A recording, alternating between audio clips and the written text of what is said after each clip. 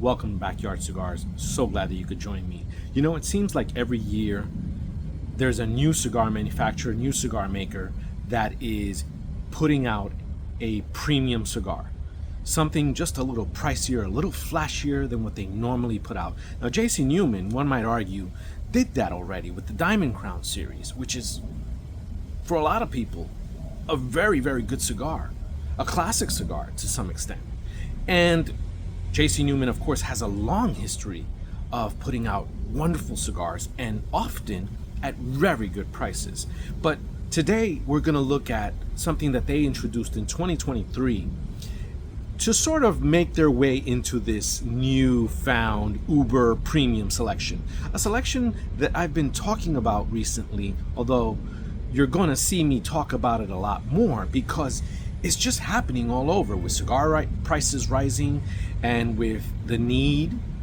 I don't know, I guess there's a need for it, for something flashier and splashier. We have here the Àngel Cuesta Doble Robusto. Let's take a closer look at this cigar. Welcome to Backyard Cigars, a closer look, as we take a closer look at this Àngel Cuesta Doble Robusto. Doble meaning double in Spanish. And the size of this cigar is 5.5 by 56. Again, the Vitola size is classified as a double Robusto, Doble Robusto. And let's just take a look here. We have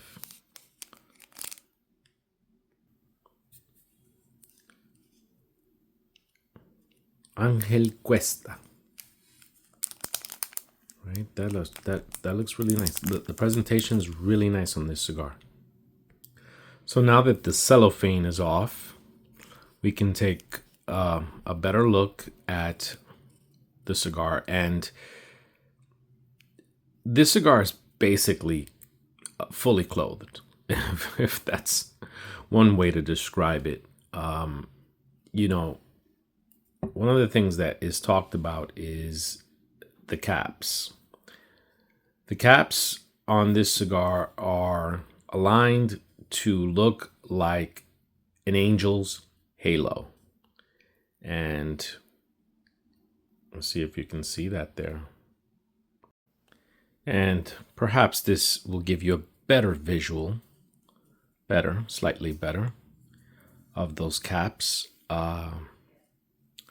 forming what is supposed to be a resemblance to an angel's halo. Now, this is a cigar brand that was purchased by JC Newman in 1958. Look, I'm willing to strip it just a little bit. Well, actually, don't need to peel that at all. Let's see. We are talking about a closed foot here, and we are looking at an Ecuadorian Havana Rosado. And Rosado is pinkish in Spanish, or pink. And as you can see, this is just beautifully done. You know, they seem to spare no expense here in designing a really beautiful band and rolling what looks to be an incredibly rolled cigar. Now, my information tells me that only a team of two rollers with much more experience than your typical roller roll these cigars, and they roll about 150 a day. Originally, they were only making about 500 cigars per year. I don't know if they've expanded that, but originally this was just an exclusive TAA released in 2022. 20 or so TAA members received these cigars. And I purchased this one on December of 2023, the year that JC Newman actually released them through distribution to the public. And so this is 9 months in the humidor at about 64 to 66 RH. And again, this is a really beautiful cigar. I really like the way it looks. And I'm anticipating a good smoke. This is rolled at El Reloj factory in Tampa. And as we know, that is America's oldest cigar factory at 114 years. And so it's a historic factory. And these cigars are rolled up on the top floor of this factory. El Reloj translates to the clock in Spanish. And it's historic. And, you know, JC Newman is just full of history, right? I mean, without JC Newman, a lot can be said about what American cigar smokers would have missed and would have just been completely shut out of if they hadn't continued to do what they did, which was continue to make fine quality cigars. You know, though, during those difficult periods of time, post World War II and into the 50s and the 60s, when a lot of people were just having machines roll their cigars, JC Newman, while still employing some of the technology, really maintained the honored tradition of hand rolling and also just, you know, letting people know about their legacy and what cigars mean to cigar smokers, not just what they mean in terms of status symbol, but the true love of tobacco for cigars. Welcome back from that closer look. I hope you enjoyed that, because I certainly did. I'll tell you straight out that I didn't talk too much about the specs of the cigar in the closer look, because honestly all we have is the information on the wrapper, being an Ecuadorian Habana Rosado. Explain that. As far as for the binder and the filler, they're undisclosed, other than the little hint that it is comprised of tobaccos from 3 nations and that the binder is very well aged. And that's it. That's all the information that they've given us on the blend. And normally, I don't really like that. You know, I like to know about everything in the cigar. But this is JC Newman, so, you know, I'll make an exception. Because I love JC Newman. I think they're great. I think they've been great for the American cigar industry and globally as well. So I'm not going to say that they shouldn't release the blend, because I believe they should. But at the same time, I'm also going to be respectful of the fact that they've been around for a long time. They know what they're doing. If they don't want to disclose this blend, there's got to be a reason. I don't know what it is. I never know what it is, really. Do we ever really know why cigar makers don't disclose the full blend? No, we don't. I've asked master blenders why certain blends are undisclosed. And the only thing they tell me is, we just don't want anybody to know, because they might copy us or they might try to replicate the cigar. Understood. I get that.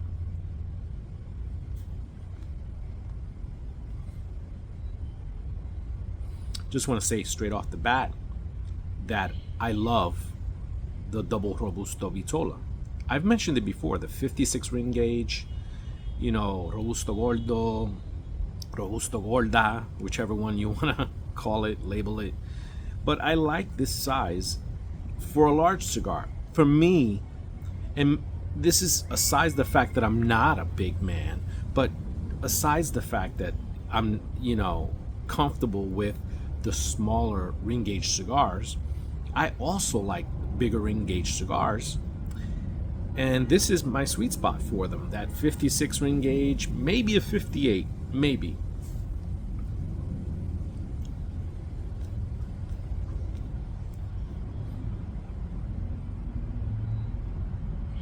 Ooh, a lot of flavor. A lot of flavor up front. Spicy, wood, cedar. I mean, it's giving me flavor. First puff, I'm on like the fifth puff. I'm telling you right now, this isn't even fully formed yet. We've got to give it some time. So we know that this cigar was named after Àngel. I'll say Àngel because that's how he would have said it. Àngel La Madrid Cuesta. And Àngel La Madrid Cuesta was one of the founders of the Cuesta Rey cigar brand.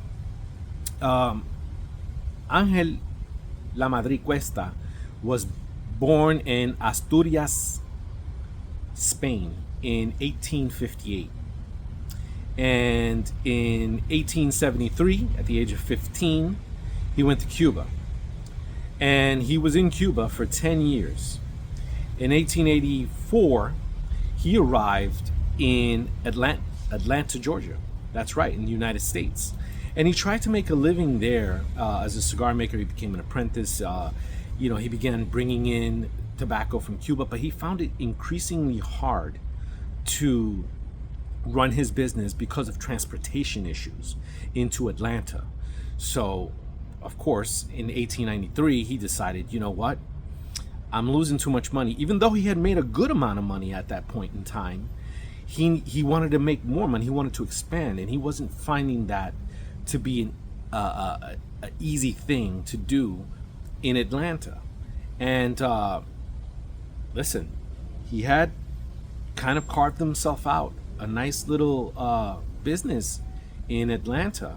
And a lot of people feel like, tobacco history in Atlanta, in Georgia, would have been a lot different if he would have remained there. But he went to Tampa, and in Tampa he was able to find that ease of transportation for his goods, for his tobaccos from Cuba specifically. And that's where he found his happiness in terms of his business. And of course, he did so much for the Tampa community. He was known as a community man. Even after he left the business, he was involved in so many charities. And again, he was a millionaire. He became filthy rich. And he put his money to use, very much like a lot of other cigar makers in Tampa have done in the past and currently doing in the present, like Arturo Fuente. Donations, charities, right? All kinds of community responsibilities that he took upon himself and basically did the best that he could for the people in his community and used all of the resources that he had. And look, that's to be commended, right? He doesn't have to do that. He didn't have to do that, but yet he did.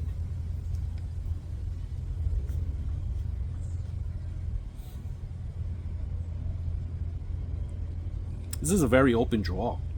Surprised. I didn't expect an open draw. I heard a lot of complaints about this cigar when it first came out in 2023, that it had bunching issues, that it didn't have a great draw. Some people complained that it was a little too wet. Now, I heard those issues, and I didn't intentionally leave it in the humidor for 9 months, but I heard those issues. And I did, in fact, unintentionally leave it in the humidor on the upper rack, where it was ranging from like 64 to 65 most of the time. It rarely ever hit 66. So it's on the drier end of my sticks inventory, and again, unintentional, but oh man. So this is not good. Right there, you see that? That just happened. Full disclosure. It is 65 degrees outside today. It is probably about 52-53% humidity. Kind of average. I was worried about the Rosado wrapper being durable enough for this cool weather. It's not windy, it's not cold. I mean, I'm wearing a hoodie, I'm comfortable, but you just never know how things are going to react. So I'm going to take a moment, I'm going to patch this up, and I'm going to come back because it was smoking quite all patched up. I was a little worried because it sort of kind of looked like it split past the wrapper to the binder, but I couldn't really confirm that, and I really didn't want to be honest. I just glued it up, and here we are. I'm not going to blame the cigar. That's the first thing that, you know, individuals may rush to do. Just blame the cigar. It just could be that this wrapper is not durable enough for this temperature. Could be. Could also be that because the cigar was stored at a lower RH and it is a drier stick, because of that,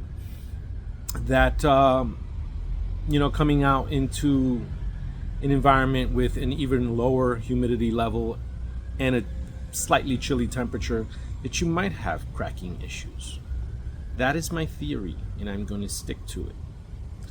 But look, JC Newman, you know, when this cigar came out, I think it was out for $18, $19, and I got it for about $20, I think. So, you know, I got it because it's JC Newman, and I support JC Newman, and I like and love JC Newman cigars. I love their history as well, and I think that they're a fantastic cigar company. So I put my faith in them, and I really didn't do that much research into this cigar.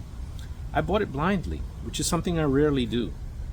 Again, there's an exception to the rule, and for me, I hold JC Newman, you know, fondly in my heart, and because of that, I give them the benefit of the doubt most of the time. But make no mistake, there is no cigar maker that makes perfect cigars, introduces a perfect line of construction for their cigars, or that never makes a bad cigar. I just don't believe that. Padron might have something to say about that. They might, and that can be disputed as well. But right now, let's concentrate on this cigar.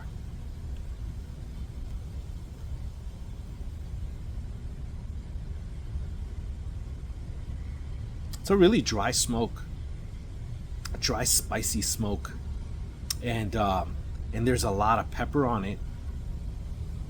There's a lot of cedar and a lot of wood, a lot of oaky wood.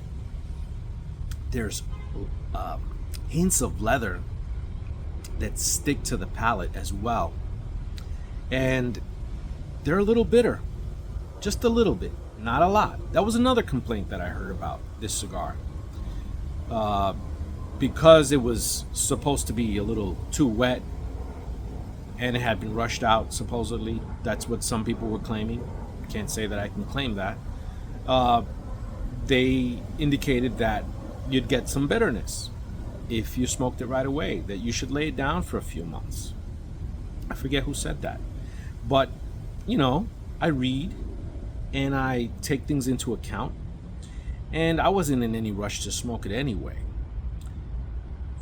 I let it sit, and here we are, and it's, to me, very oaky to start off in this first inch.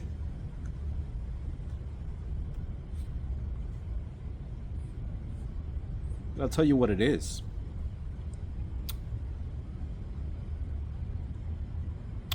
Tastes good. So far, I gotta say, it tastes good. It's a little different. It's different, right? I mean, I can't tell you why it's different. I don't know why it's different. Could it be the way they're rolling it? Could it be the 3 undisclosed tobaccos that are used for the binder and the filler? Could it be the RH that I had it at? Could it be a lot of different things? Let's go back to Àngel La Madrid Cuesta. Àngel La Madrid Cuesta was in Tampa until 1936. That's when he passed away. And he died at the age of 77. And at that point in time, every cigar factory in Tampa closed in honor of this man and in respect to his legacy. Now, a lot has been said about his cigars being the official line of cigars for King Alfonso of Spain, King Alfonso the 13th of Spain. And that is true. In 1915, King Alfonso, who was good friends with Cuesta, look at that, look at the kind of network he had, right? He was friends with a king, smoked cigars with a king. And in 1915, the line for Cuesta, Rey, you know, they became the official line for the king's cigars, and specially made cigars for the king, I imagine. I don't know what blend they were or what went into them. I know there was Cuban tobacco.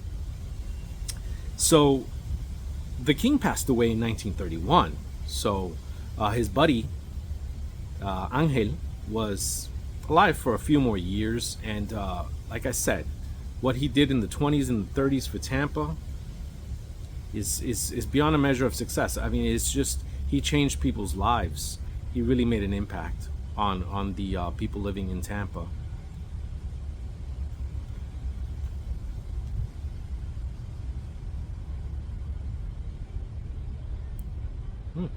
Tasty. There's just a big touch of refinement here. What do I mean by that? I mean, it's smooth. That that dryness has sort of dried up. You know, it's gone away, and now it's a nice silky smooth cedar with the oak being a bit more subtle. It's silky smooth, as I said before, with leather lacing, and you know, I want to say that, you know, I get a little bit of the coffee flavor, and but it's like one of those coffees that has a bit more acidity to it.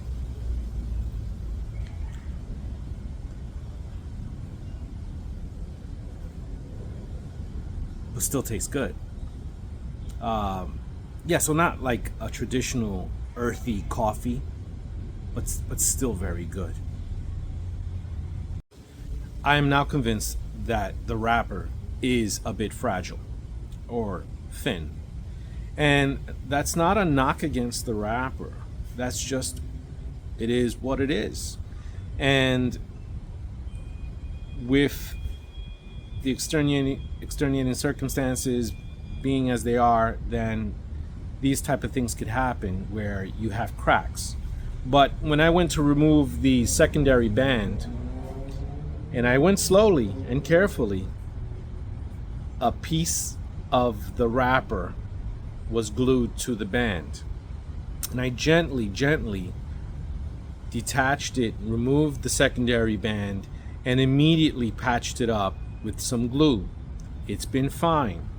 I let it sit for a minute or two, actually 5. And it was still lit. I didn't have to relight it. Still tastes the same. Still tastes good.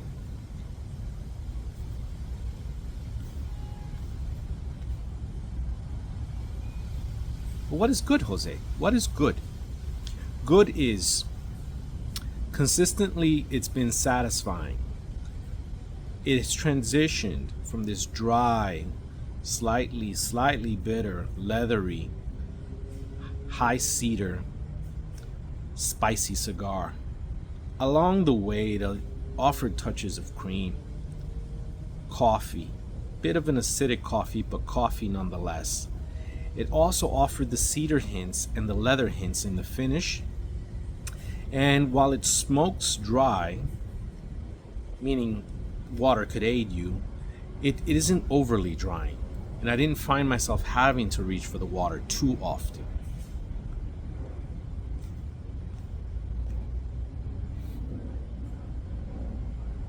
The spicy character of the cigar is just, I think, a part of the persona of this cigar. I think it just embodies this cigar, and it's a positive. So if you like a slightly spicy cigar, then you're gonna enjoy this. If you don't like a slightly spicy cigar, I think you can still come away enjoying this. Now, this is a full-bodied, full-flavored cigar, and medium to full strength. So have a little something to eat before you smoke this. But I do feel that despite the nicotine, despite the heavy body, that it doesn't smoke as heavy as you might think. It doesn't smoke as heavy as some of these broadleaf or Pennsylvania broadleaf cigars might occasionally smoke like. It lets you know that there is strength here, and the draw, while slightly open, allows you to control it quite well. So you shouldn't have problems with this in regards to draw or strength. Although I will say, if you're a beginner, a newcomer, and you're not accustomed to a stronger cigar, buy it, put it down in the humidor, and work your way to it, if you ever feel inclined to do so.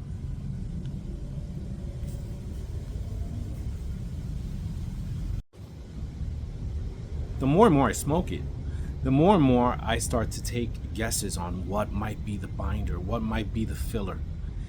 And that's a little fun part when you have the undisclosed type of spec in a cigar profile. I mean, look, I keep tasting Nicaraguan. I do. I can't say I get much of a traditional Dominican tobacco. Possibly Honduran, but definitely Nicaraguan. Like, that's one of the things that I pick up on, and I could be completely wrong, as I have been in the past. But that's just my guess on what it could be in the filler. You do get the aged effect. I do get a sense that we know it's the binder that is specifically stated to be aged, and you'll get, I imagine, that you'll get something from that as well. But you do also get this feeling that there are aged tobaccos in the filler. You don't get that sense of, young tobacco, 2 years old, could be 5 years old, I don't know, but the blend is done really well. It's just a well done blend.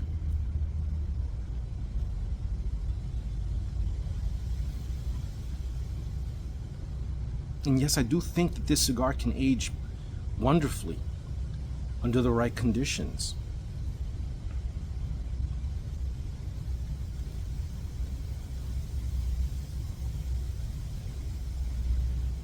Yeah, it's wonderful. I just think that this is what you would expect in JC Newman, and what you would expect in a legacy line of this kind. I mean, this is what you would want. And I don't think that if you're in a lounge, which is never going to happen, but if you're in a lounge and you get a chance to buy this for $20, and I say that would never happen, speaking New York, New Jersey, East Coast, because something like this would be hiked up to probably $40-50 in a lounge. But if you got a chance to try it in a lounge for $20, you would walk away feeling fully satisfied and feeling that you got your money's worth. So, repeating what I said before, extenuating circumstances aside, got that one right now. The cigar is just, I think, a really worthy purchase. I must pat myself on the back for having the faith in old faithful JC Newman.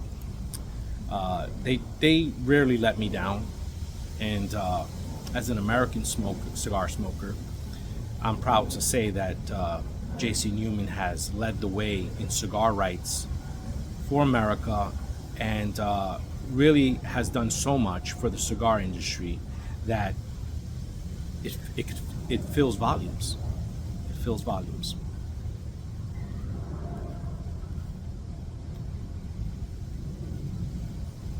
I would definitely buy this again. I'm just telling you now. The ash, how has that ash held up? Dropped just now it was a little flaky at first, and then it kind of it firmed itself up, so it didn't drop as often. But you do have to keep an eye on it, because it will, like many other cigars, drop rather unexpectedly. And sometimes it'll fool you, because it'll look pretty firm, and you'll tap it and it stays put, and then 2 seconds later it falls on your lap. For an outside smoker, not a big deal.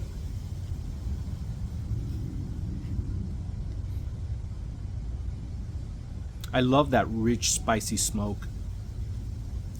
I love the little hints of leather in the finish. I like the cedar. Traces down the palate. Really, the oakiness that was much more prominent in the beginning of the cigar, and really kind of stole the show in that first half, has really just toned down, and again, really working in line with everything that highlights what makes this blend superior.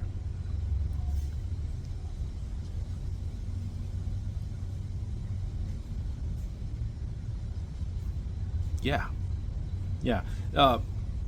not much sweetness in this cigar, and sometimes I'm in the mood for a cigar that has a bit more sweetness, and sometimes I'm not. And sometimes, give me what you have, and I will see if it's good, at least that I can get behind.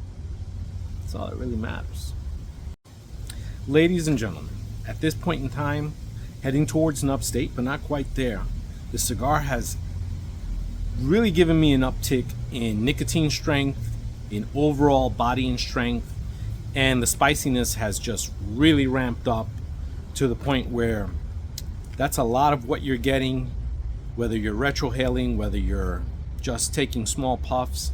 That's what you're going to be experiencing.